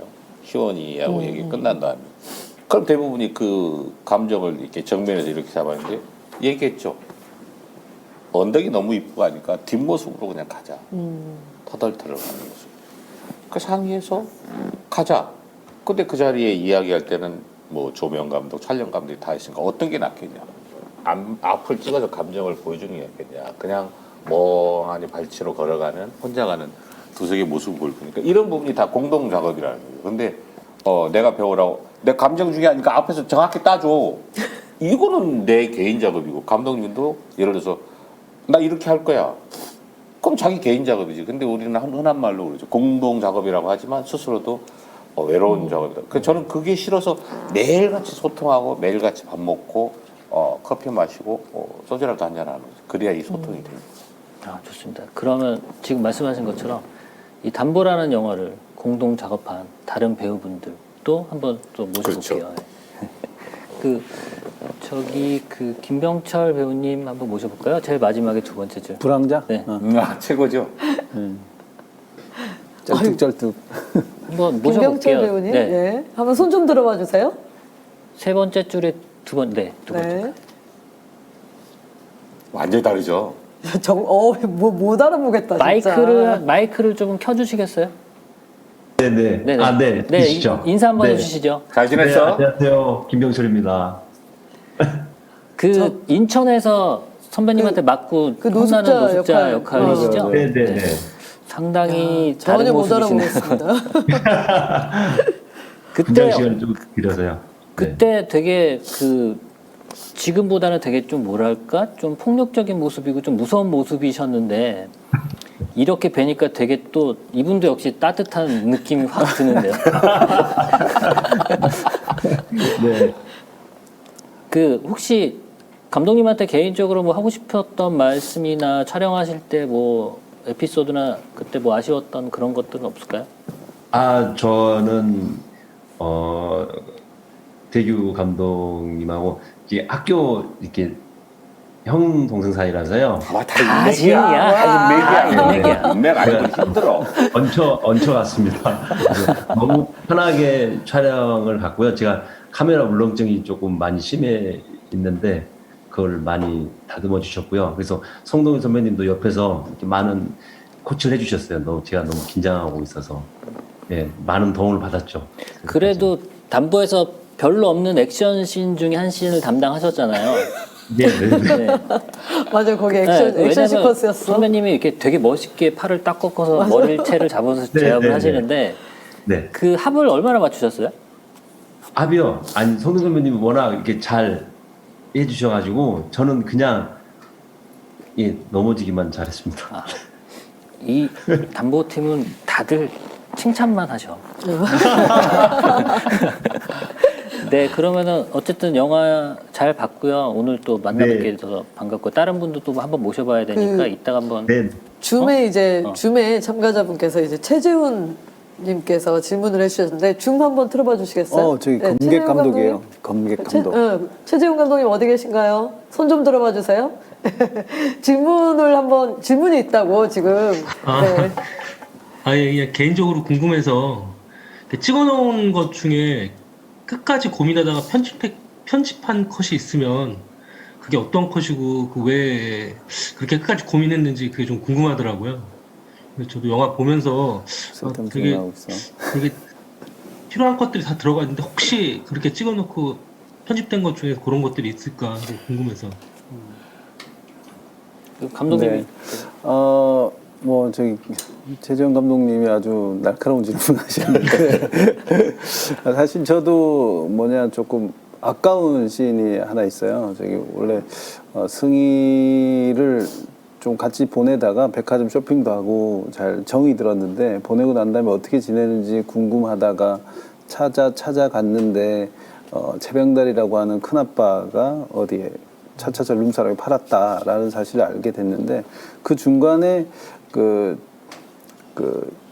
이민자들은 대부분 중간에 브로커를 많이 끼고 있어요. 그래서 이제 그 과정 속에서 조금 더 나쁜 친구가 있는데 이제 인신매매를 하는 그런 역할을 했던 친구가 있는데 그 친구를 이제 알아내서 두석이 막 추격을 하고 어렵게 승희가 어디 있는지를 알게 된 장면이 있죠. 그것은 이제 제가 앞서 말씀드린 거와 마찬가지로 두석이 얼마나 승희를 어렵게 찾았고 또 지켜줘야 되고 그 감정에 사실은 더 배가 되는 지점인데 그 부분을 이제 찾아가는 부분에 있어서 조금 액션 씬이 좀 많이 들어갔고 그것이 영화의 전체적으로 한 두 개의 이제 빌런을 말씀하셨는데 사실은 최병달이라고 하는 그 사람이 최종적으로는 악당이 돼버렸죠. 근데 사실은 그 중간에 또 다른 악당, 더 나쁜 곳에 보낸 악당이 있는데 그 과정들이 사실은 조금 더 길었어요. 영화는 조금 더 압축해야 되는 상황이었고 그것을 한 악당한테 몰아주는 게 훨씬 더 영화적으로는 이득점을 있겠다라는 계산하에 잘 찍었음에도 불구하고 삭제하게 됐다고 뭐 말씀드리고 싶습니다. 그 장면이 저는 시나리오를 봤잖아요. 그 장면이 그 혹시 유덕화 네, 캐릭터죠? 유태호 씨가 한 게. 맞습니다. 네. 아, 그 장면이 빠졌구나. 그 장면 있어도 좋았을 텐데.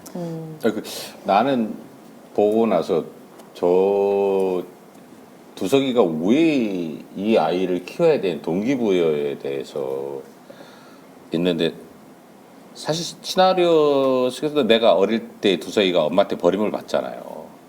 사실 그런 딜레마가 있어서 그 창고에 갔을 때 그 신발을 들었을 때 그래 나도 어릴 때 엄마가 나를 버리고 가서 매일 마을 입구에서 엄마를 기다리는 씬을 아역하고 할머니가 찍었어요. 아, 그게 있어요. 있으면 사실은 그게 두석이가 왜 담보를 데려다 쥐가 언제부터 열심히 살았다고 저 일을 하냐라는 부분이 분명히 이야기가 나올 거다라고 난 생각을 했는데 아무래도 이제 그 얘기를 하긴 하죠. 뭐 사채업자가 갑자기 근데 그걸 넣어버리면 또 너무 빤한 스토리 같아서 설명적이고 그래서 이제 강 감독님이나 이쪽에서 이제 선택을 이렇게 하셨는데 그러다 보니까 이제 그런 게 다 드러나게 드러내버리니까 돼버리는, 거기에 또 희원이하고의 둘이 왜 둘이 결혼도 안 하고 이렇게 사는지에 대한 설명도 없고 그냥 무작정 둘이 갔어요 그냥. 그러니까 잘못해버리면 시나리오가 많이 너무 됐네. 엉성할 수도 있는 거고 관계 설정이 그래서 고민을 사실 되게 많이 했죠. 이거를 드러내면 그 신발을 들고 드는데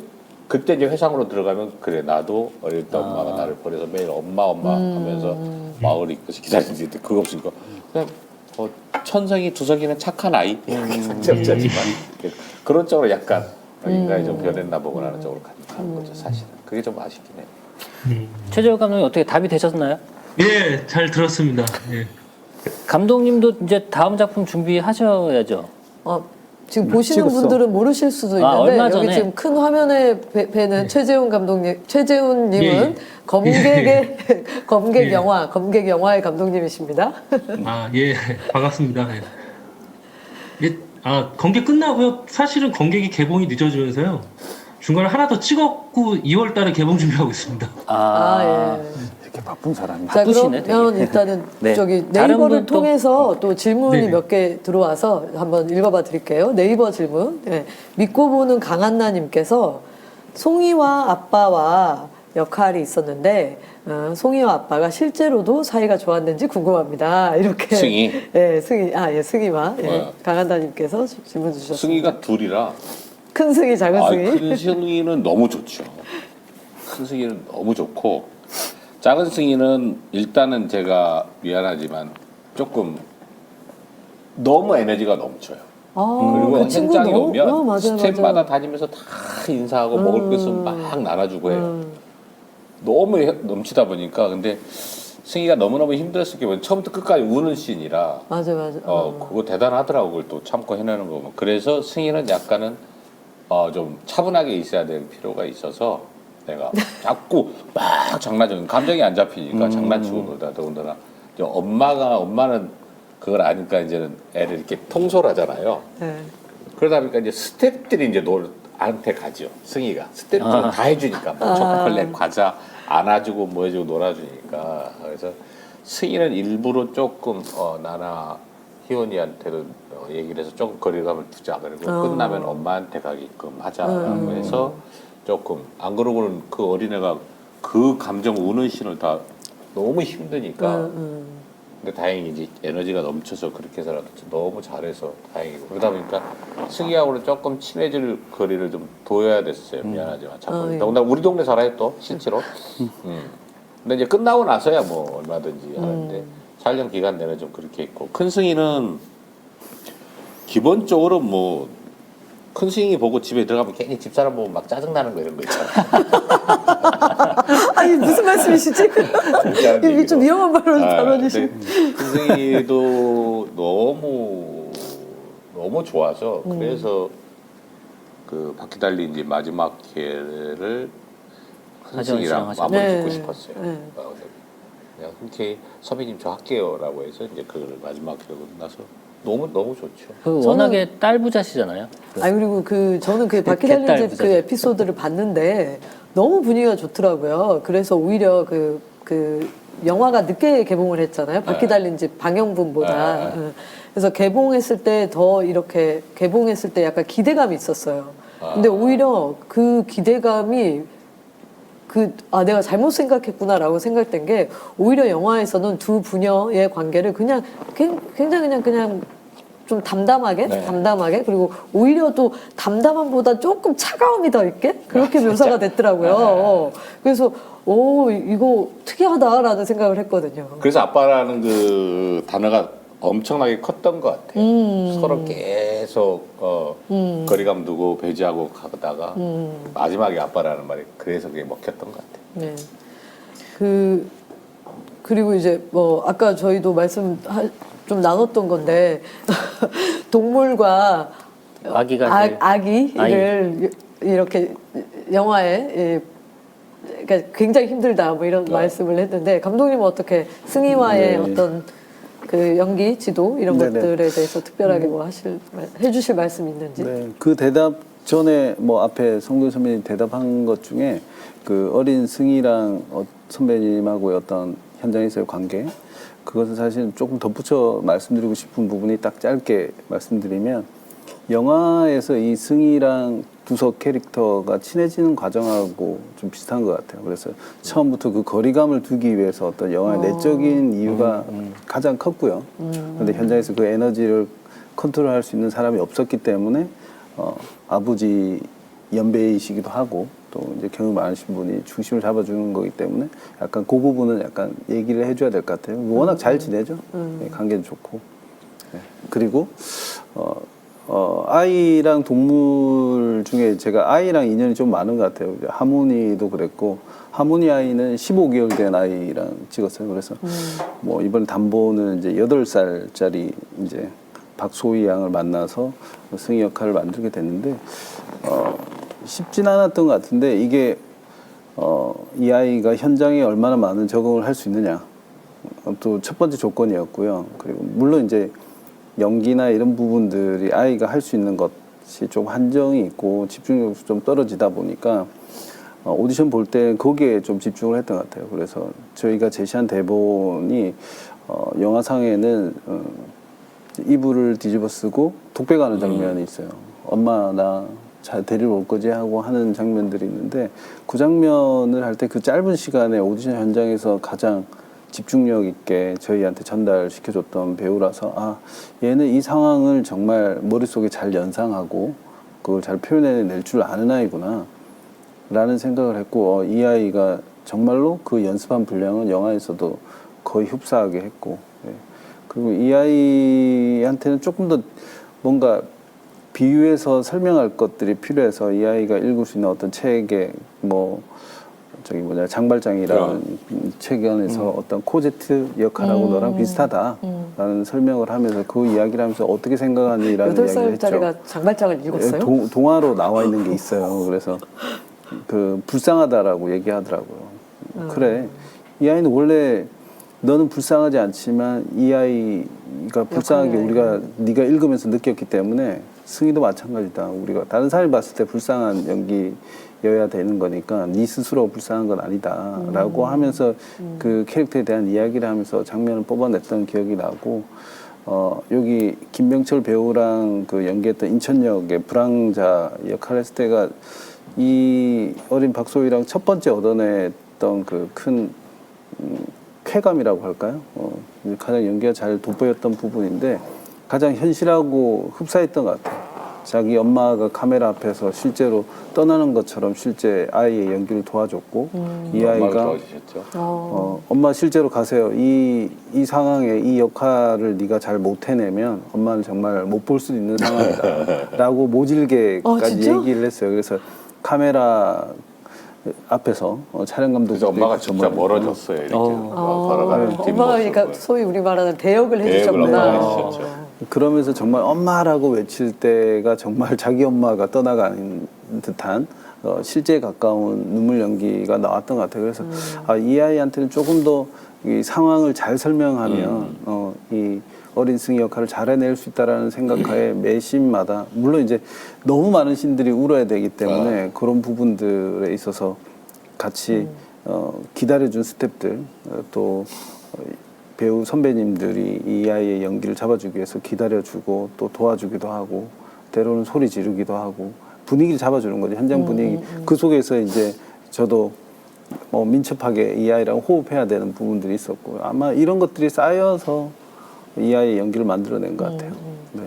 예, 그리고 뭐 더불어서 그 만영님께서 또 질문을 주셨는데 일반이신 것 같아요. 감독님에게는 어느 정도의 권한이 있었나요? 이런 질문인데 좀 우리가 모호하지만 어쨌든 감독의 롤에 대해서 시간이 얼마 없지만 짧게 답변을 좀 감독님께서 해주시면.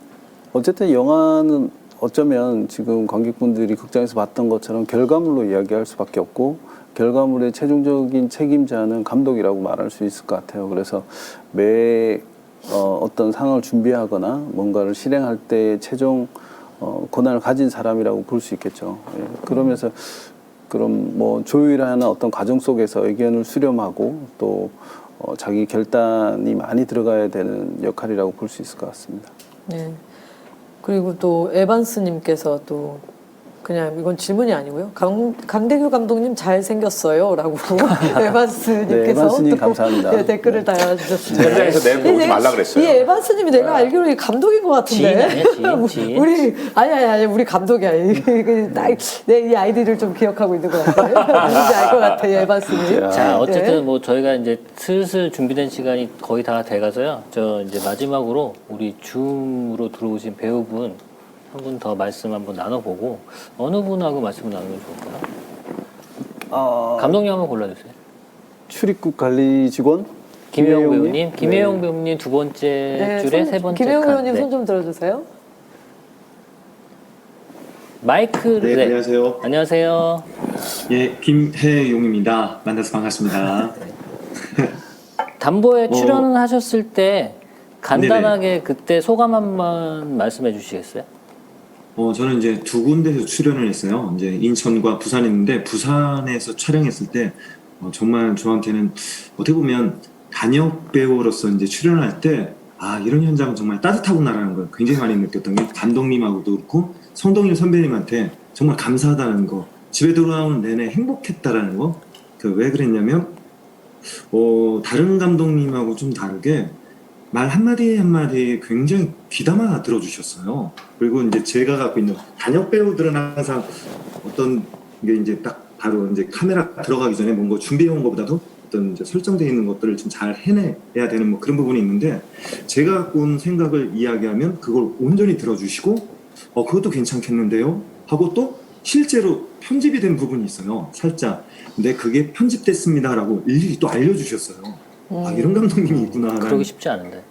네, 맞아요. 정말 그렇게 따뜻한 감독님이셨고 성동일 선배님 같은 경우는 아까 그 말이 딱 와닿는 것 같아요. 성동일 선배님 같은 경우는 제가 이제 어렸을 때 연기할 때 너무 많이 들었던 배우님이었고 레전드잖아요. 근데 그런 레전드 배우님이 정말 잘 들어주셨어요. 아까 그 톤을 맞춰주신다는 게 어떻게 하길 원하세요? 그러면서 같이 걸어주시고 같이 리허설 해주시고 정말 깜짝 놀랐어요. 그게 단역 배우들한테는 그런 게 굉장히 또 영광이고 부담이고 어떻게 보면 그렇게 한번 해봤으면 좋겠는데 근데 손수 먼저 리허설 한번 해볼까요?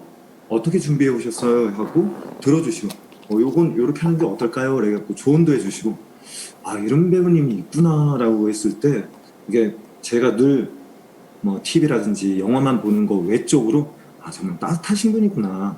그래서 저는 그런 것들이 지금 이렇게 우리 선배님이 여기까지 오지 않았나라는 생각이 들고 오늘 이렇게 계속 이야기 나누는 내내 같이 좀 따뜻해지는 느낌? 진짜로 그랬으니까 그런 느낌이 좀 있었던 것 같아요. 말씀 감사하고요.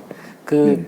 다음 작품도 강대규 감독이랑 꼭 같이 다시 하셨으면 좋겠습니다. 저 개인적으로도. 아, 예, 감사합니다. 네, 꼭 그랬으면 감사합니다. 좋겠습니다. 그 나서는 10년 후인데 또. 그동안에 또 다른 작품 하시겠죠? 근데 이 작품을 이제 한마디로 얘기하자면 관객에도 따뜻함을 주고 만든 사람들도 따뜻한 마음을 가진 사람들이 만들어내서 따뜻한 작품을 만들어낸 것 같아요. 그게 저는 되게 부러워요. 네, 그냥 네. 한마디로 그냥 키워드가 담보는 따뜻함이네. 네.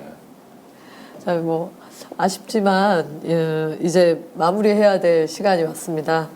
코로나로 이제 만나지 못한 관객분들을 이제 저희가 어쩔 수 없이 이렇게 온라인으로 만나게 되고 있는데 어떠셨는지 이제 두 분 한번 이제 소감. 이제 뭐 등등을 좀 한번 마지막 말씀을. 네, 제가 먼저 말씀드리면요. 뭐 영화를 만든 지가 벌써 1년이 됐는데요. 그때 만나 뵀을 때랑 또 지금 만나 뵀을 때랑 조금 느낌도 다르고 사회적 분위기도 지금 코로나19 분위기로 좀 많이 달라졌던 것 같은데 이렇게 영화제를 통해서 온라인상으로 만날 수 있는 것도 참 다행이다.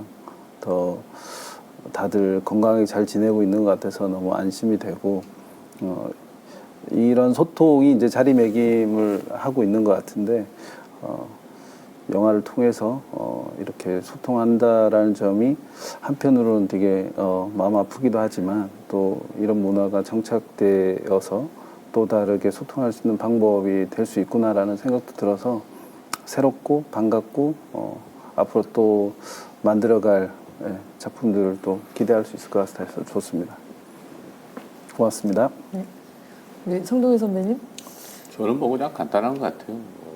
오늘은 뭐 영화 감독님들이 직접 처음으로 이렇게 만든 좋은 자리고 이제 해마다 계속 잘 될 거라고 믿고요. 제 개인적인 생각, 제 말이 꼭 맞지는 않지만 한 나라의 뭐 정치, 경제, 사회, 문화가 있다면 유일하게 적이 없이 할 수 있는 거는 문화인 것 같아요. 그러니까 영화가 됐든 드라마가 됐든 연극이 됐든 근데 그 문화라는 거는 정말 각양각색의 소수의 관중과 시청자들이 만들어내는 하나의 좋은 지금의 뭐 대한민국 대중문화는 이제 뭐 전 세계적으로 인정을 받았으니까 제발 흔들리지 마시고 코로나 위기 잘 넘기셔서 끝까지 대한민국 문화가 얼마나 대단한지 정치 경제는 사회는 모르겠지만 이쪽 일이니까 문화만큼은 여러분들이 좀 끝까지 많이 사랑해 주시고 또 감독님들 많이 관심들 가져주시기 바랍니다. 네. 마무리. 저희 이제 저희도 이 모더레이터 자리가 처음인데 오늘 자리하면서 이 두 분과 너무 즐거웠고 그리고 저는 개인적으로 성동일 배우님은 저는 이제 처음 뵙는 건데 너무 뭐라 그러지 많이 배우는 것 같아요. 아까 그 드리블은 그 뭐였죠? 그 좀 진짜 내리에 박혔어요. 그 말이 드리블. 무식이 단독 드리블. 무식이 단독 드리블이다. 이 마음에 새기고. 저도 맨정실에 술 없이 이렇게 1시간 반 해보긴 처음이에요. 토크를. 이게 원래 그 저희가 디렉터스 컷 행사하고 그럴 때는 이제 그 간단하게 음주도 하고 그랬었는데 이제 지금 상황이 이런. 절대 안 돼요. 그 저는 어쨌든 간에 두 분 오늘 뵙게 돼서 너무 반갑고 좋았고요. 저도 이제 선배님 라인에 어떻게 들어가고 싶은 마음이 들것 같은데. 나도 그치? 라인에 들어가고 싶어. 네. 자 그리고 이제 저희 이제 마무리를 할 거예요. 마무리를 할 건데 그 전에 제가 잠깐 뭐 하나 소개시켜드리자면 저희 우리 모지은 감독 옆에 보면 풀컷 한 번만 잡아주시겠어요? 그 옆에 보면 저희 그 캠핑 체어. 네, 캠핑 체어인데 미니 체어. 저게 이제 저희 충무로 영화제 굿즈입니다. 충무로 영화제 홈페이지 들어가시면 구입을 할 수 있는 방법이 있고 저거 말고 다른 상품들도 좀 있거든요. 그래서 좀 관심 갖고 지켜봐 주시면 감사하겠습니다. 그 감독님 마무리 인사. 예. 이걸로 이제 저희 감감문 마무리하도록 하고요. 그 앞으로도 장단편 다양한 작품들의 GV 섹션 감감문 남아 있으니까요. 놓치지 말아주시고 그리고 줌으로 신청하시면 직접 이렇게 온라인 소통하시면서 질문도 올려주시고 하시면 더 직접적인 소통이 될 수 있으니 많이 신청해 주세요. 그리고 네이버 후원 라이브가 있습니다. 오늘부터 3일 동안 네이버 TV 영화제 채널을 통해서 온라인 스트리밍 영화 관람가 그리고 관광 GV 섹션을 1,000원에 보실 수가 있어요. 그러니까 이 원래 5,000원인데 1,000원을 내시면 나머지는 이제 네이버 측에서 이제 해주시는 그렇게 되는 상품이 있고요. 뒤에 바로 이제 반도의 온라인 상영이 기다리고 있고 나머지 4작품도 네이버 TV 영화제 후원 라이브를 통해서 만나보실 수가 있습니다. 예, 그리고 네이버 시리즈 온이라고 저희가 유명 영화제에서 수상한 단편들을 네이버 시리즈 온을 통해서 유료 관람하실 수 있습니다. 단편 영화는 이제 쉽게 극장에서나 이렇게 혹은 뭐 좀 이런 만나보기 힘드시잖아요. 저희 네이버 시리즈 온을 통해서 유명한 그리고 잘 만들어진 단편 영화들을 보실 수 있으니 많이 좀 관심 주시고요. 네, 그리고 감독들의 마스터 클래스, 충무로 클래스 오늘, 내일, 모레 3일 동안 계속되고요. 토요일에는 이준익 감독님, 윤재균 감독님과 함께하는 한숨 토크, 코로나 시대 감독살이까지 저희 영화제 총 5일까지 진행될 겁니다. 그동안 많은 관심 갖고 지켜봐 주시면 감사하겠습니다. 저희는 오늘 여기까지. 예, 오늘 네. 나와주신 두 분 너무 감사드리고 예, 다음에도 또 뵐 수 네. 있었으면 좋겠습니다. 인사드리겠습니다. 감사합니다. 감사합니다. 고맙습니다.